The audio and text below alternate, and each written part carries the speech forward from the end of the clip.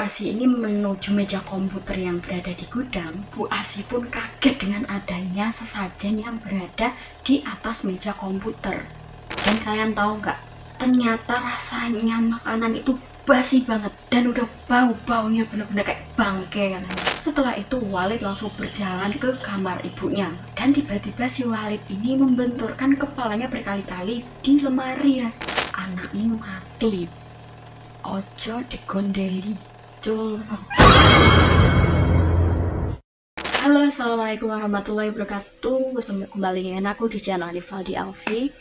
Kali ini seperti biasa aku akan membawakan sebuah cerita. Buat kalian yang nggak mau ketinggalan video yang lainnya, kalian bisa langsung pergi aja ke playlist supaya kalian nggak ketinggalan. Oke, di malam hari ini aku akan menceritakan tentang beberapa teror mengerikan yang menimpa Bu Asih dan anaknya bernama Walid.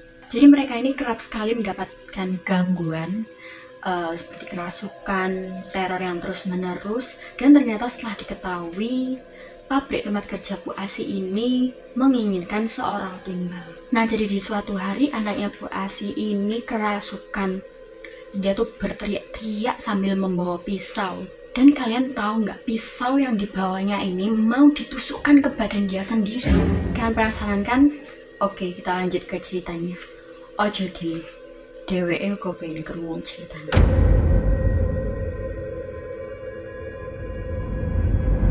Kisah ini bermula dari seorang perempuan bernama Bu Asih. Nah, Bu Asih ini mempunyai satu anak laki-laki bernama Walid. Bu Asih ini seorang single parent dan dia bekerja sebagai buruh pabrik. Dia bisa dibilang Bu Asih ini sebagai tulang punggung keluarga. Dan si Walid, anak Bu Asih ini masih duduk di bangku sekolah dasar. Jadi di suatu pagi ketika Bu Asih ini terbangun dari tidurnya, nah, seperti biasa, jadi Bu Asih langsung menuju ke dapur untuk menyiapkan makanan untuk si Walid. Kemudian makanlah si Walid dan ibunya. Dah itu Bu Asih dan Walid pun makan. Nah, selesai makan, karena jam kerja Bu Asih ini lebih pagi daripada si Walid.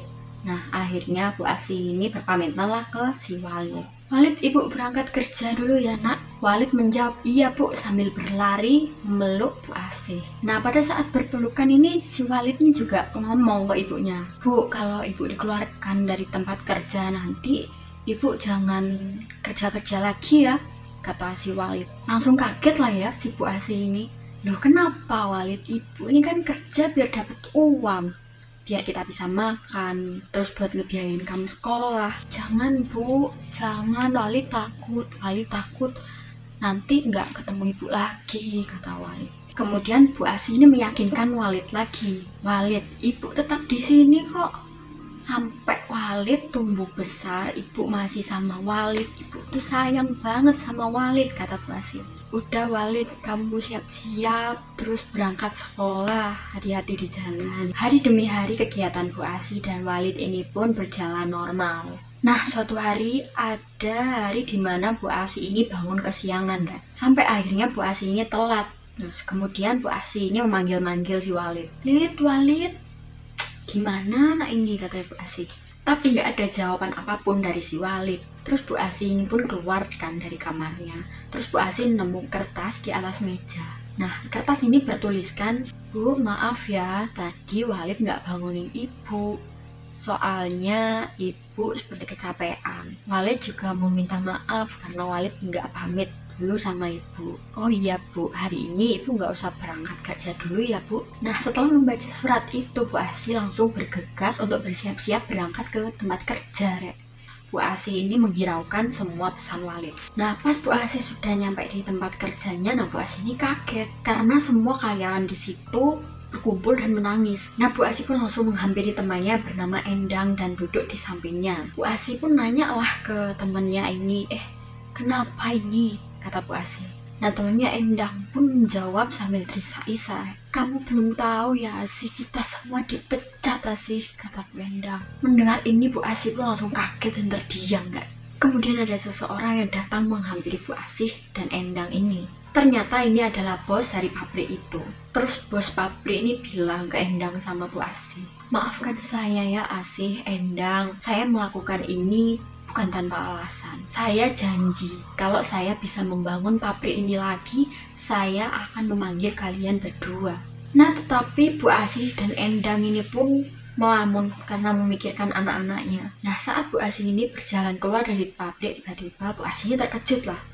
Ternyata di depan gerbang itu udah ada si Walid yang menunggu Bu Asih. Dan akhirnya Bu Asih pun langsung menghampiri Walid. "Kok kamu bisa tahu tempat kerja ibu?" kata Bu Asih. Dan Walid pun hanya tersenyum. Nah, dari sini kita tahu bahwa Bu Asih ini nggak pernah ngasih tahu si Walid kalau Bu Asih ini kerja di mana, kerja sebagai apa. Sesampainya di rumah, Bu Asih ini hanya melamun aja sepanjang hari. Namun berbeda dengan si Walid. Walid malah kelihatan lebih ceria dari biasanya. Ketika ibunya ini sedang melamun, nah Walid ini bilang, "Bu, udah jangan sedih terus." Sambil tersenyum, Bu Asih ini pun menjawab, "Walid, ibu nggak sedih kok." Nggak lama kemudian tiba-tiba ada yang mengetuk pintu rumah mereka. Dan Bu Asih pun menghampiri dan membukakan pintunya. Ternyata ada seorang laki-laki yang menawarinya pekerjaan. "Permisi, apa ini benar rumahnya Bu Asih?" Kemudian Bu Asih pun jawab, "Ya benar Pak, saya Asih. Ada apa ya Pak?" "Saya boleh masuk Bu, biar enak ngobrolnya," kata laki-laki itu. "Oh iya Pak, silahkan masuk," kata Bu Asih. Setelah itu laki-laki itu pun bilang ke Bu Asih, "Ibu mohon maaf ya sebelumnya, Ibu udah nggak kerja lagi di pabrik bos itu?" Kemudian Bu Asih pun menjawab, "Iya Pak," katanya. "Nah, kebetulan Bu, di tempat saya sedang membutuhkan karyawan yang bisa shift pagi. Nah, Ibu mau nggak kerja di tempat saya?" kata laki-laki itu. Lah si Walid yang berada di belakang laki-laki itu, dia itu memberi kode supaya ibunya nggak menerima tawaran tersebut. Kemudian Bu Asih pun menjawab, "Mohon maaf Pak, kalau boleh tahu pekerjaannya apa ya?" "Mudah kok," kata laki-laki itu. "Kerjanya cuma mendata barang." Walid yang di belakang laki-laki itu, dia tuh terus memberi kode ke ibunya agar nggak menerima tawaran yang diberikan oleh laki-laki itu.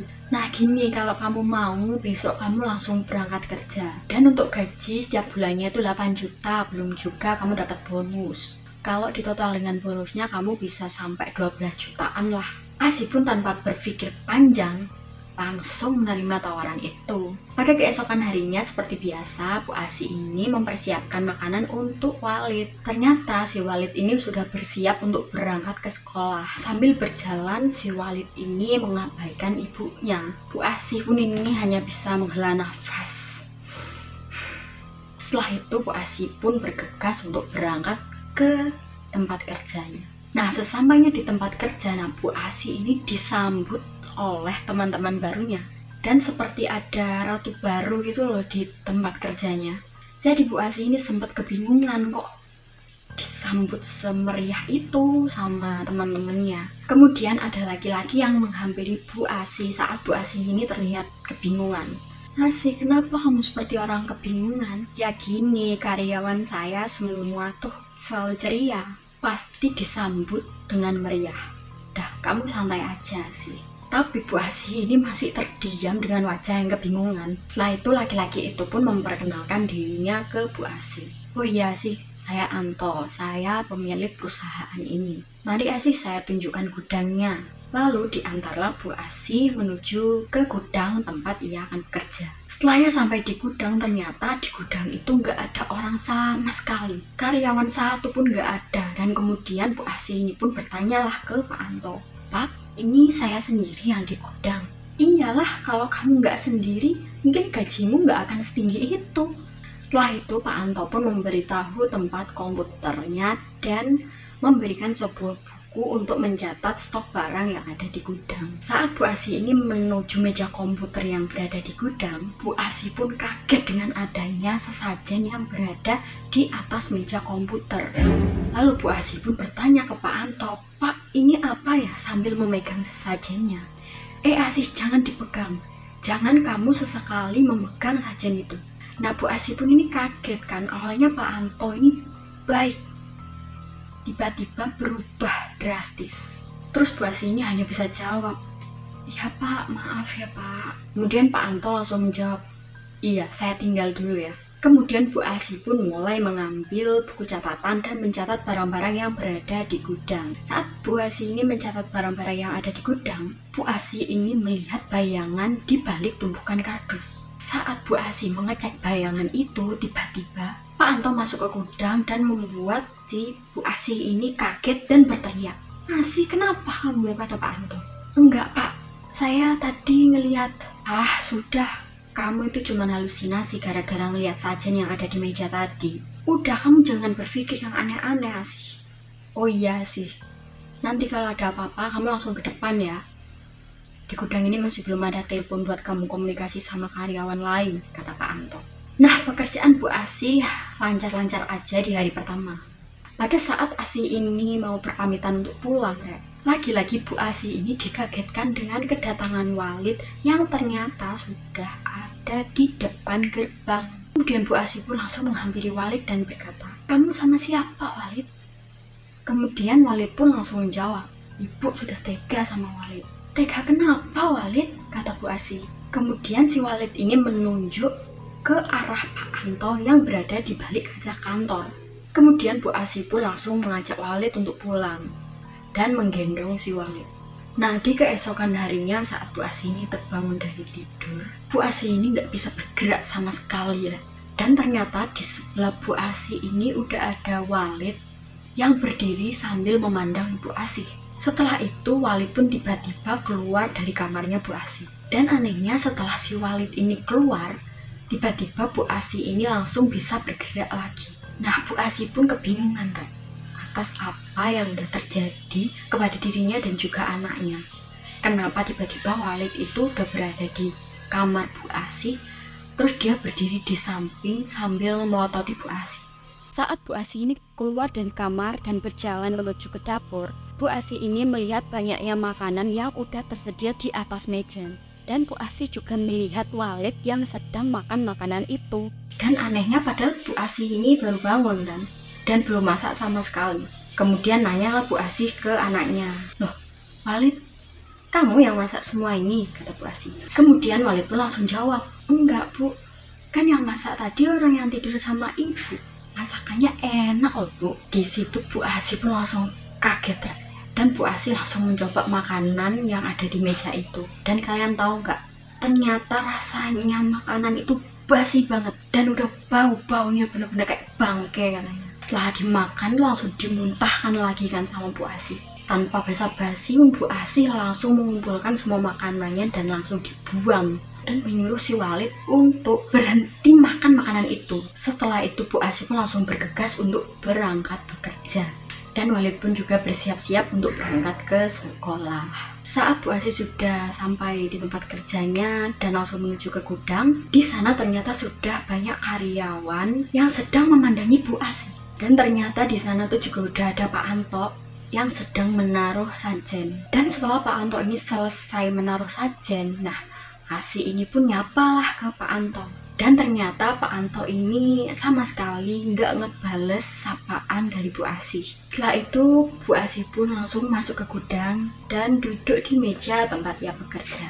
Bu Asih pun ini sebenarnya penasaran ya dengan sajen yang ditaruh di atas meja kerjanya.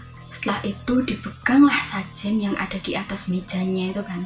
Dan di situ Bu Asih itu nemu kertas. Semakin penasaran ya kan Bu Asih, akhirnya kertasnya tuh diambil gitu sama Bu Asih. Ternyata di kertas itu tulisannya Walid Tasih. Dan setelah itu Bu Asih pun langsung kaget kan, kenapa namaku dan nama anakku yang ditulis di sini. Beberapa saat setelah itu nah Pak Anto tuh datang ke gudang. Dan dia tuh berdiri di tengah-tengah pintu. Bu Asih pun langsung menghampiri Pak Anto ini kan. "Pak, ini kok ada nama saya dan nama anak saya ya Pak? Ada apa sebetulnya?" Apa jawaban Pak Anto? Pak Anto cuma tersenyum lalu menutup kembali pintu gudangnya. Bu Asih yang benar-benar ketakutan langsung berlari menuju pintu dan berusaha untuk membuka pintunya. Dan ternyata pintu itu udah terkunci. Setelah beberapa saat nah Bu Asih tiba-tiba muntah. Kemudian dari pojok gudang Bu Asih ini melihat ada sosok bayangan tinggi besar yang berkata, "Walid." Bu Asih pun langsung berlari mengambil besi besar yang berada di gudang untuk mendobrak pintu. Setelah pintu gudang terbuka, Bu Asih ini langsung cepat-cepat pulang ke rumah untuk mengecek keadaan si Walid. Nah bener aja ternyata Walid ini nggak berangkat ke sekolah. melainkan makan makanan yang telah dibuang sama Bu Asih itu tadi. Jadi makanannya tuh udah tersedia lagi di atas meja. Kemudian Bu Asih pun langsung mengambil makanannya dan kembali membuang makanan tersebut. Tiba-tiba Walid ini marah dan berkata, anaknya mati. Bu Asih pun ini langsung menjawab sambil ketakutan, kamu ngomong apa Walid?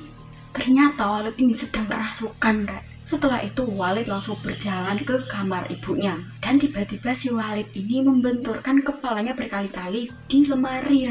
Nah setelah itu Bu Asih langsung berlari ke kamarnya dan kembali memeluk Walid. Dan ternyata si Walid ini udah megang pisau di tangannya.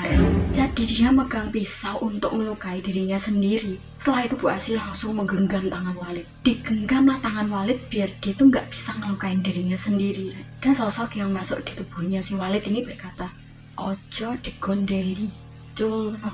Kemudian Bu Asih pun langsung menjawab, aku aja yang mati, jangan anakku, kata Bu Asih. Kemudian Bu Asih langsung mengarahkan pisau yang dipegang oleh Walid ke lehernya Bu Asih. Dan Bu Asih pun langsung mengembuskan nafas terakhir. Ternyata setelah ditelusuri, Pak Anto ini menggunakan pesugihan untuk perusahaannya. Dan Walidlah yang sebetulnya mau dijadikan tumbal, tetapi malah Bu Asih yang terbunuh. Akhirnya si Walid ini diasuhlah oleh tantenya. Dan si Walid juga melakukan pengobatan rutin untuk menghilangkan traumanya. Ya Allah, kasihan banget ya. Aku nggak bisa berkata-kata lagi. Intinya kalian tuh harus tetap berhati-hati dalam menerima tawaran pekerjaan, apalagi dengan gaji yang nggak masuk akal. Oke, jadi itu tadi pengalaman mistis yang dialami oleh Walid. Sebuah cerita yang benar-benar di luar dugaan. Sampai akhirnya Walid pun mengalami trauma yang berat. Gara-gara orang yang pengen nyari kekayaan dengan cara instan. Na'udzubillah, sampai rela melakukan hal yang kejam terhadap seseorang.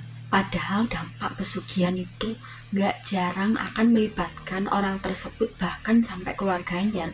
Na'udzubillah, semoga kita dijauhkan dari hal-hal tersebut. Oke, jadi sekian dulu videonya. Terima kasih buat kalian yang udah nonton.